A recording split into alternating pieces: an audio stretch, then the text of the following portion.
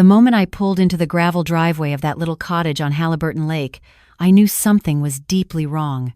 I had driven 4 hours from Sudbury to surprise my daughter for the long weekend, and the first thing I saw were 3 unfamiliar vehicles parked haphazardly across the grass: a rusted pickup truck with an Ontario trailer plate, a silver minivan with a cracked taillight, and a black SUV I recognized as Daniel's mother's. My stomach dropped before I even opened my car door. I could hear noise coming from inside. Laughter, loud conversation, a television turned up too high, children shrieking, and underneath all of that, something else. A kind of silence within the noise, the silence of someone who had given up making themselves heard. I found Claire standing at the kitchen sink. Her back was to me, her shoulders curved inward like she was trying to make herself smaller. She was washing dishes, and not just a few dishes. The counter on both sides of the sink was stacked high with plates, mugs, pots, serving bowls, the kind of pile you get when a large group of people have eaten at least 2 full meals and left every single thing for someone else to deal with. Her hair was unwashed, pulled back with an elastic band. She was wearing the same faded sweatshirt she'd had on when I visited 3 weeks earlier. When I said her name softly, she startled so hard the mug in her hand slipped and knocked against the faucet. She turned around, and when she saw me, her face crumbled completely. She didn't say a word. She didn't have to. The dark circles under her eyes, the raw, chapped skin on her knuckles, the way she looked at me like I was something she had stopped believing in, that told me everything I needed to know. Behind her, scattered across the open concept living and dining area, I counted 7 people. Daniel's mother, Beverly, was settled into the big armchair by the window, the one Claire had picked out herself at that little furniture shop in Minden. She had a magazine in her lap and a mug of tea on the side table, and the particular ease of someone who considers themselves to be the rightful occupant of wherever they happen to be sitting. Daniel's younger sister, Trish, was on the couch with her boyfriend, both of them watching something on the television with the volume set high enough to hear from the driveway. His older brother, Kevin, was at the dining table, laptop open, work papers spread across the surface Claire used for her watercolor painting. Kevin's wife, Sandra, was nowhere visible, but I could hear her voice coming from the back bedroom, talking on the phone. Their 2 boys, somewhere around 8 and 10 years old, were chasing each other through the narrow hallway that connected the bedrooms, slamming the bathroom door open and closed on each pass. And my daughter was washing their dishes. I need to explain something before I tell you what happened next. That cottage did not fall into our lives by accident. I bought it for Claire with intention and with sacrifice, and it was the single most deliberate thing I had done with money in my entire adult life. 14 months before that day, Claire had called me from the parking lot of her office building in Toronto, barely able to form sentences.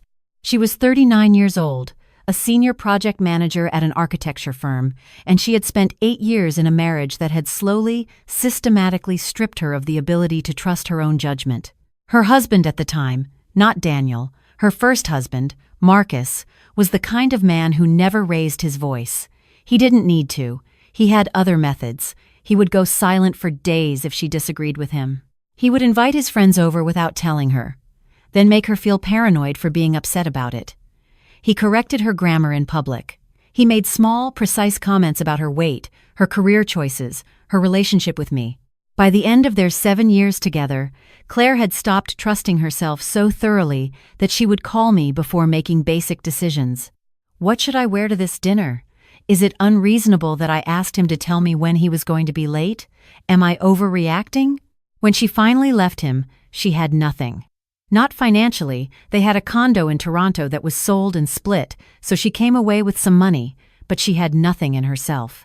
The firm she worked for was restructuring, and she was laid off 4 months after her separation. 2 months after that, she had what her doctor called a burnout crisis, and what I called a breaking point. She stopped being able to get out of bed. She stopped answering her phone.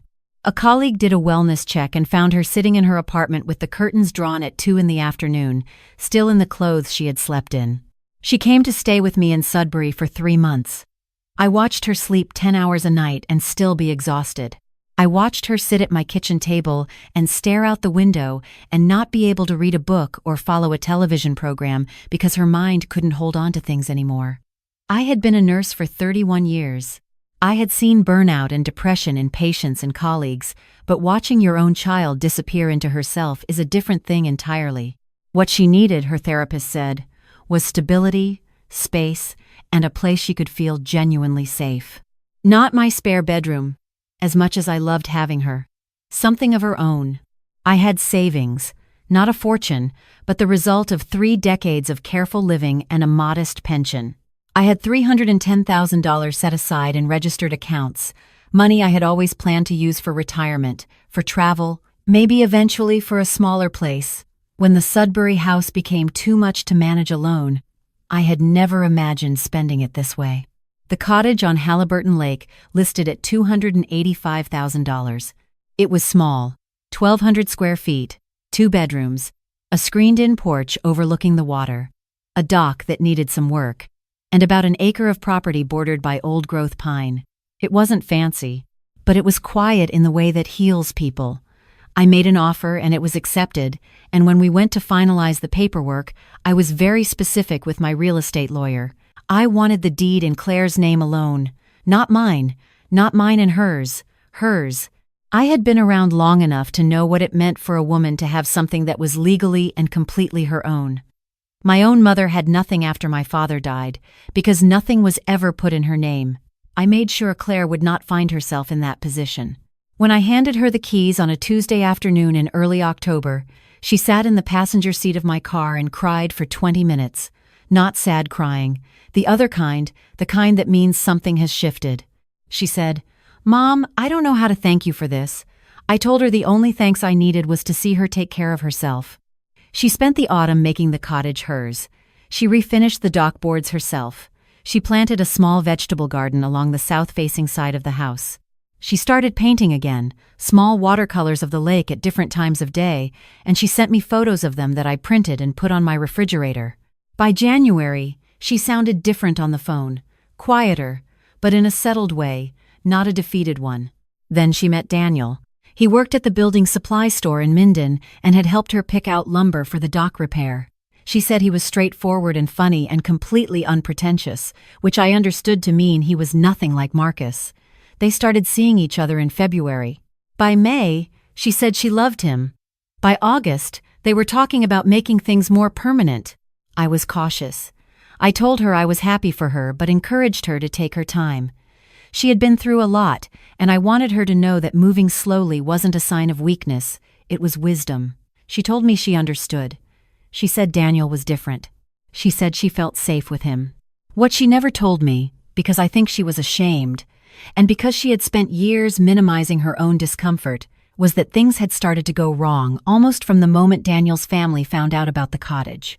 Standing in that kitchen doorway on the May-long weekend, watching my daughter scrub dishes for 7 people who were not lifting a single finger, I felt the particular rage that only mothers know, the kind that doesn't make you loud, the kind that makes you very, very calm. I walked to the sink and put my hand on Claire's arm. She flinched slightly at my touch before she realized it was me, and that flinch told me more than any conversation could have. "I'm here," I said quietly. "Go sit on the porch." "But I haven't finished the—" she started. "I'll finish them. Go outside." She looked at me with something complicated in her eyes. Relief. And underneath the relief, fear. I had seen that look before. I had seen it when she was still married to Marcus, at the Christmas dinner where he corrected her in front of my sister, and she looked at me across the table with that exact expression. Relief that someone had noticed. Fear of what noticing might cost. I waited until she had slipped out through the screen door, and then I turned around to face the room. Beverly looked up from her magazine. She was a woman in her mid-60s, small and neat, with the kind of posture that comes from a lifetime of believing she is the most important person in any given room. She smiled at me. It was a practiced smile. "Margaret," she said warmly, as though we were old friends, "we didn't know you were coming this weekend." "I didn't tell her I was coming," I said. "I don't need to. My daughter owns this property." Beverly's smile adjusted slightly, the way a thermostat adjusts when the temperature changes, barely perceptibly, but the shift is real. Of course," she said. "You're always welcome. We're all family here now." Trish looked over from the couch. Sandra appeared in the hallway doorway, still holding her phone. Kevin looked up from his laptop. Everyone had suddenly become interested in what was happening in the kitchen. I looked at each of them in turn. Then I looked at the dishes. Then I looked back at Beverly. "How long have you been here?" I asked. "Oh," Beverly said with a light, dismissive gesture, "a couple of weeks. Daniel invited us up for the long weekend, and the weather has been so beautiful we just stayed on. You know how it is with cottage season. Once you're up, it's hard to leave." She laughed, inviting me to laugh with her. I did not laugh. "A couple of weeks," I repeated. "Just about," she said. "Sandra and Kevin came a bit later, maybe 10 days ago. It's been so nice to have everyone together. Claire has been such a wonderful hostess." I thought about Claire's chapped hands, the pile of dishes, the unwashed hair, the flinch. "Where is Daniel?" I asked. "He and Kevin's boys went into town for ice cream. They should be back within the hour." I nodded slowly. "And where is Claire sleeping?" There was a brief pause, a fraction of a second too long. "In the main bedroom, of course," Beverly said. But I had already noticed, as I walked through from the front door, that the main bedroom door was open, and the bed inside was unmade with a floral quilt I had never seen before draped across it. Claire's quilt, the gray linen one she had been so proud of finding at a shop in Haliburton Village, was folded neatly on top of the wooden chest at the foot of the bed, folded as if it had been moved aside. I walked down the hall and looked into the smaller second bedroom. There was a travel cot set up in the corner for the boys. The rest of the floor was covered in duffel bags, open suitcases, children's sneakers, water bottles, and a tangle of charging cables. The window blind was broken at an angle. On Claire's painting table, pushed against the wall, someone had stacked empty grocery bags and a collection of Kevin's work binders. I came back to the kitchen. I looked at the fold-out couch in the corner of the living room, the one Claire used occasionally as extra seating. The cushions were slightly compressed, the way cushions get when they are slept on regularly. There was a small pillow there and a folded blanket I recognized as Claire's.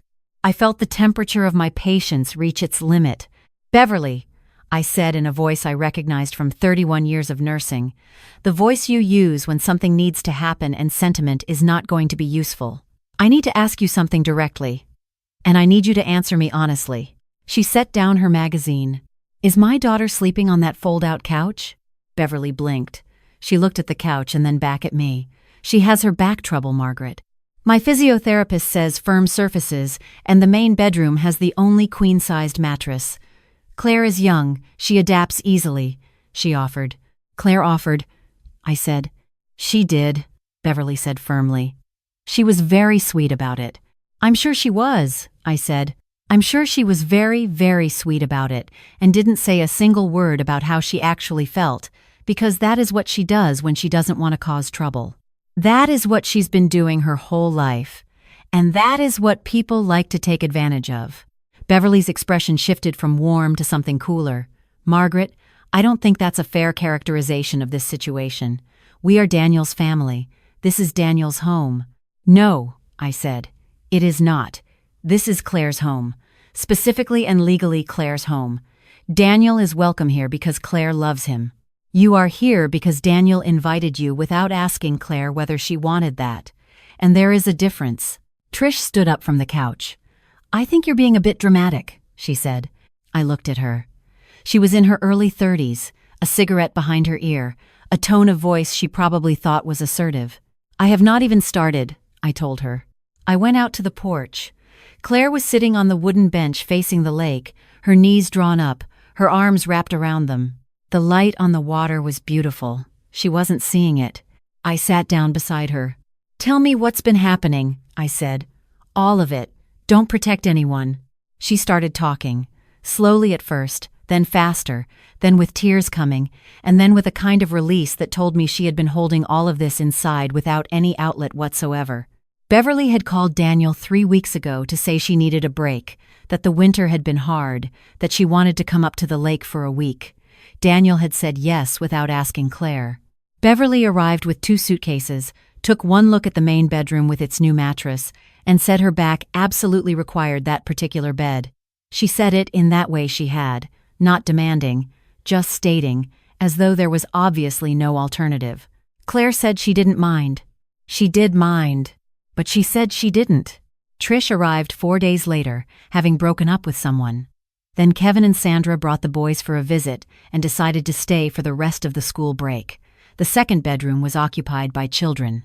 The fold-out couch was the only option left, and it had become Claire's bed by a series of small capitulations, each of which had felt, in the moment, easier than the conflict of saying no. In the past 2 weeks, Claire had driven to the Foodland in Minden 3 times for grocery runs totaling nearly $1,400. She had cooked breakfast every morning for 9 people, including 2 children who had developed complex opinions about food. She had cleaned the bathroom daily and the kitchen after every meal. She had done 4 loads of laundry that were not hers. Daniel's mother had mentioned twice that the bathroom towels smelled musty, which was interesting because Claire had washed them the previous afternoon. She had told Daniel she was struggling. He had said his family wasn't staying much longer, and she should try to relax and enjoy the company. He had said it in that light, dismissive way that meant he hadn't really heard her. The second time she brought it up, he said she was being a little sensitive about the whole thing, that they were his family and she needed to be a bit more flexible. He didn't know about the $1,400. She hadn't told him because she hadn't wanted to make things worse. I held her hands while she talked. They were dry and rough, the nails she usually kept so carefully trimmed bitten down almost to nothing. "Claire," I said when she had finished, "this is your house. Do you understand that? Your name is on the deed. No one else's. Not Daniel's, not mine, only yours." She nodded, but it was the nod of someone who hears the words without quite believing they apply to her. "That means you decide who is here," I said. "Not Daniel, not Beverly, you." "But Daniel will be furious." "Let me ask you something. When you told Daniel you were struggling, when you told him twice that this was too much for you, what did he do?" She looked at the lake. "He told me to relax," she said. "Has he been furious on your behalf at any point in the past 2 weeks?" She didn't answer. She didn't need to. "Then let's go back inside," I said, and I stood up and held out my hand to her, and after a moment she took it. When we walked back through the screen door, the room was quieter than it had been. Kevin had closed his laptop. Beverly was sitting very straight. Trish had her arms crossed. Sandra had come out of the bedroom and was leaning against the hallway doorframe. I looked around the room and I thought about the woman I had raised. I thought about how she had stood at that sink, and the flinch when I touched her arm, and $1,400 at the Foodland, and sleeping on a fold-out couch in her own home. And I thought about something my own mother told me once, that there is a kind of kindness that is actually cowardice, the kindness of saying nothing because saying something is hard, and it serves no one in the end. "I'm going to be straightforward with all of you," I said. "This property belongs to Claire. Her name is the only name on the deed. She acquired it before she began a relationship with Daniel, which under Ontario family law means it is her separate property. Daniel has no legal ownership stake in this house, which means that when Daniel invited you, he extended an invitation he was not legally entitled to extend." "You can't be serious," Kevin said from the table. "She's his partner. What's hers is his." "That is not how property law works in this province," I said. "And I'm happy to demonstrate that." I took my phone out and called my real estate lawyer in Sudbury. I had his number saved. When he answered, I put the call on speaker, not for drama, though the effect was undeniably clarifying, but because I wanted everyone in that room to hear the same thing at the same time. "Richard," I said, "I need a quick clarification about the Haliburton property we transferred into my daughter's name last year. My daughter's partner has invited his extended family to stay, and they are disputing her right to ask them to leave.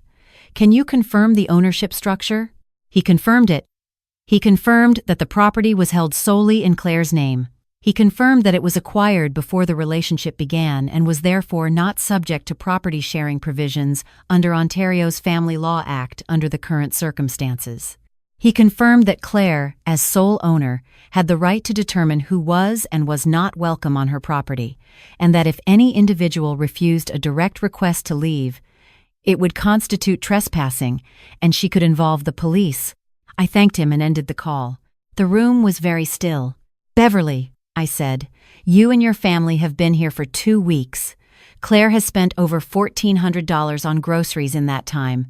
She has cooked every meal. She has cleaned every room. She has been sleeping on the fold-out couch in the corner while you use her bed. And I am going to ask you to please begin packing, because I'd like you to be off this property by this afternoon. This is completely unacceptable, Beverly said. Her voice had dropped in temperature considerably. We are Daniel's family. Daniel's family, I said, not Claire's property. When Daniel hears about this, she said, and there was a fine, controlled fury in her voice now, he will have something to say. I'm sure he will, I said, and that will be between him and Claire. I cannot believe, Trish said, her voice rising, that you are kicking us out over nothing. We haven't done anything. We're visiting. Visiting, I said. And I let the word sit there for a moment. That's an interesting description for 2 weeks of someone else cooking your food and cleaning your bathroom while you sit on her furniture and watch her television and sleep in her bed. Trish opened her mouth. Let me finish, I said, not unkindly but without any room for interruption. I'm not angry with you personally. I am telling you that what has been happening in this house is not acceptable, and it ends today. Claire deserves to live in peace in her own home. That is the beginning and the end of it. Kevin closed his laptop and started to gather his papers. Sandra disappeared into the back bedroom. The two boys, who had come quietly inside at some point during the conversation, stood near the hallway, looking between the adults with the particular alertness of children who understand more than they're expected to. Beverly did not move. I raised my daughter on my own after my husband died when she was 7, she said, addressing the room as though I were not in it. I know what it means to sacrifice for family. I have given everything for my children. And now I'm being told I am not welcome in my own son's home because of a deed. This is not your son's home, I said. That's rather the central point. She looked at me then, directly at me, and I could see the full weight of her. A woman who was accustomed to being the emotional center of every situation, who had learned very early that grief and sacrifice, performed loudly enough, would get her what she needed. I did not look away. If Daniel asks us to stay, she said evenly, we will stay. Then I suppose we'll wait for Daniel, I said. He arrived 20 minutes later with the two boys running ahead of him through the front door. He was a tall man, good-looking in a plain, dependable way, dark hair going gray at the sides. He stopped in the entrance when he saw me, surprised, and then looked at the suitcases that Sandra had begun stacking near the door, and his face cycled through confusion to alarm. What's going on? He asked. Is someone leaving? Claire, who had been sitting quietly at the kitchen table, stood up. She had stopped crying. There was something different in her posture than there had been when I arrived, something that made her look less like someone bracing for impact and more like someone who had remembered she was allowed to take up space. Your family needs to go, Daniel, she said. He looked at her. Then at me. Then at his mother. Mom, he said carefully. What happened? Beverly's expression shifted into something wounded and bewildered, the face of someone who has been dreadfully misunderstood. Daniel, your girlfriend's mother came in here and decided to tell us all to leave. She called her lawyer, in front of everyone, and announced that we were trespassing, after 2 weeks of Claire generously hosting us. I hosted myself nearly into the ground, Claire said, and her voice was quiet but steady. That's not generous hosting. That's me not being able to say no. Daniel, I said, your mother has been sleeping in Claire's bed. Claire has been sleeping on the fold-out couch. Do you know that? He looked at the couch. He looked at Claire. I didn't, he said. I thought you were okay with. He stopped. I thought the arrangement was fine. I told you it was, Claire said, because every time I tried to tell you it wasn't, you said I was being sensitive. He ran a hand through his hair. I know I said that, he said. And I'm sorry. I'm going to be more. Mom said it was only going to be a week, and then it just kept. He trailed off, and I could see him understanding, maybe for the first time, how each small piece of this had accumulated. Daniel, Beverly said, her voice carrying the particular softness that mothers deploy when they need their sons to choose correctly. You know this isn't right. This is our family. We're not strangers. I know you're not strangers, Daniel said, and he sounded tired. But Claire is right. I should have talked to her before inviting everyone, and I shouldn't have let it go on this long without checking in properly. You're choosing her over us, Trish said flatly. I'm not choosing anyone over anyone, Daniel said. You're my family. I love you. But you've been here for 2 weeks. And apparently Claire has been feeding everyone and sleeping on the couch, and I didn't know any of that because I wasn't paying attention.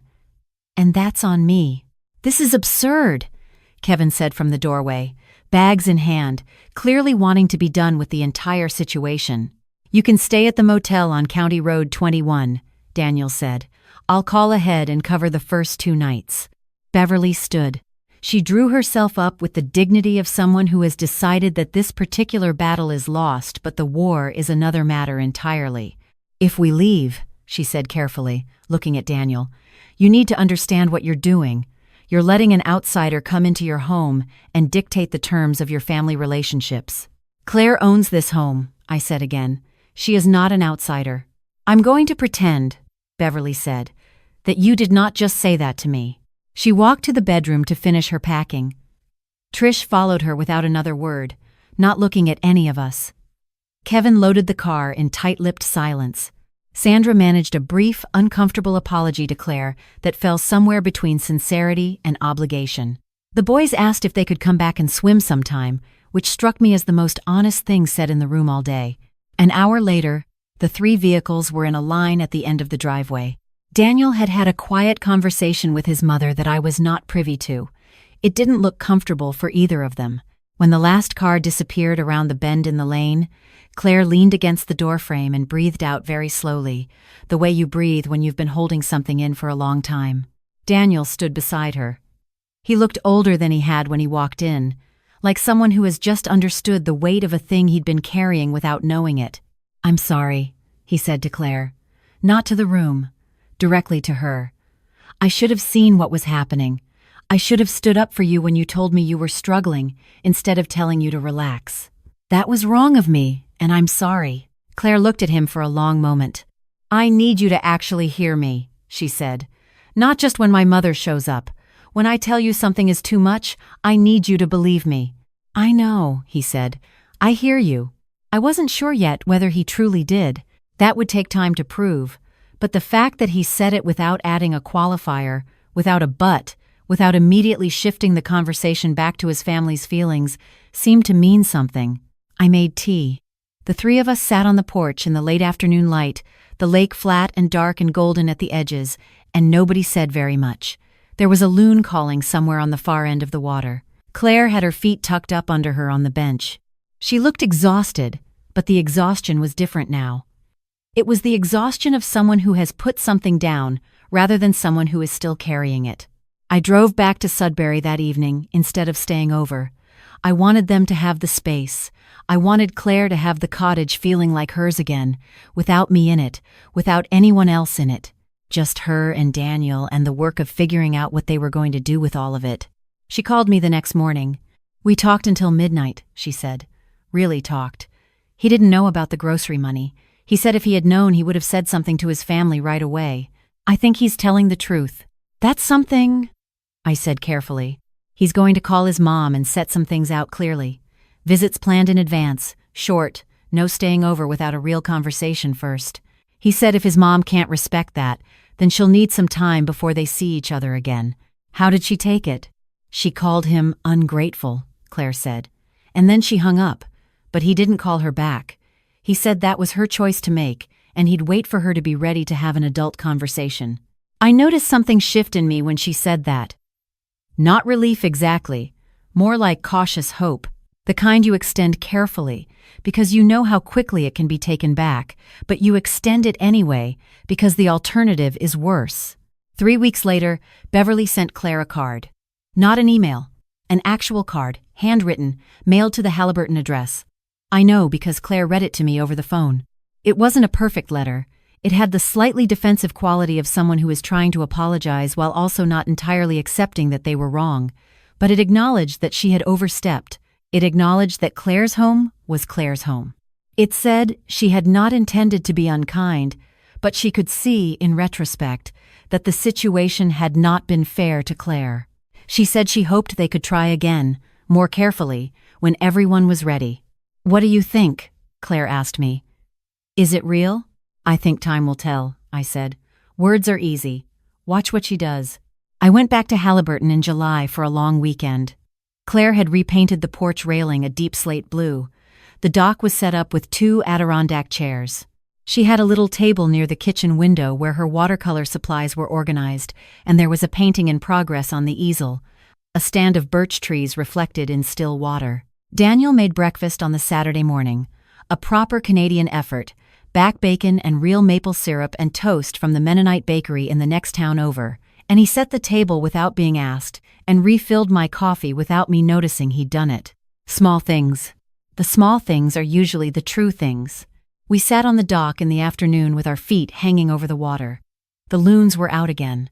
There were dragonflies along the reeds. "Mom," Claire said after a while, "can I say something without it sounding weird?" "You can say anything."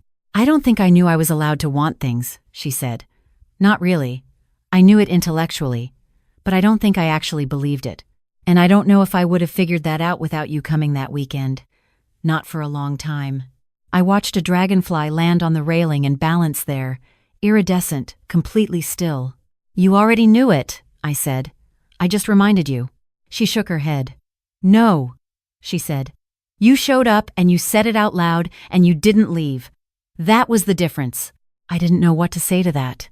I put my arm around her and we sat there while the light changed on the water, and I thought about my own mother, who had never once said to me, "This is yours and no one can take it away from you," who had never had the chance to, because she never had anything of her own to point to.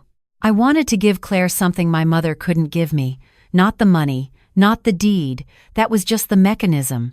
What I wanted to give her was the knowledge, down in her bones, that she had value that didn't depend on making herself small enough to avoid trouble. That she was allowed to say, "This is mine, and I decide what happens here." I don't know yet how everything will turn out with Daniel and his family. Beverly came to visit once in August, a planned overnight on a Friday, with everyone's knowledge and consent. From what Claire told me, it was polite and slightly formal, and nobody's idea of a good time. But no one slept on the fold-out couch, and no one asked Claire to cook a meal she hadn't agreed to cook. That is a beginning. Modest, fragile, but real. Before I drove home that Saturday evening in July, Claire walked me to my car. She looked like herself. Not the self she had been before any of this, that worn-down woman standing at a sink full of other people's dishes, but not exactly the person she'd been before Marcus either. Someone newer, a little harder won, better acquainted with what she needed and what she wouldn't accept. "Thank you for buying me this place," she said. "Thank you for letting me," I said. She laughed a little. I didn't realize I was being that generous. I opened the car door and then stopped. "Claire," I said, "if I come back here and find you sleeping on that couch again, I will not be responsible for what happens next." She looked at me for a moment and then laughed. Actually laughed. Fully. The laugh I hadn't heard since before everything fell apart. "Noted," she said. I drove north toward Sudbury with the windows down and the summer evening air coming in off the lakes, and for the first time in longer than I could remember, I felt something I hadn't been expecting to feel so completely. At peace. Not because everything was resolved, not because I was certain it would all work out, but because I had done the thing I came to do. I had stood in the middle of my daughter's kitchen and said, "This stops now." I had called a lawyer on speakerphone in front of people who counted on no one calling their bluff. I had looked a woman in the eye who expected me to back down, and I had not backed down. I am 64 years old. I have buried a husband, raised a child alone, worked 31 years in hospitals where people were afraid and in pain and sometimes did not get better. I have had enough experiences with loss and difficulty that I know, with some certainty, the things that actually matter. My daughter's peace matters, her safety matters, the right to stand in her own home and not feel like an inconvenience matters. I spent my savings on that cottage not because I had excess money to spare, but because I understood what it meant for her to have something solid to stand on while she figured out who she was after years of being told she was less than she was. And when someone tried to take that solid ground away from her, I did what I have always done. I showed up. I don't tell this story because I think I'm exceptional. I tell it because I think there are a lot of women standing at a lot of sinks in their own homes, washing dishes for people who have decided that their comfort is worth more than her dignity. And I think there are a lot of mothers who want to say something and don't because they're afraid of making it worse, of being told they're interfering, of being the reason something breaks. But here is what I know. A situation that requires your daughter to be miserable in order to keep the peace is not peace, it is management. And management is not something a mother is supposed to accept on behalf of her child. Show up, say the true thing, don't leave. That is what it means, as far as I can tell, to love someone well.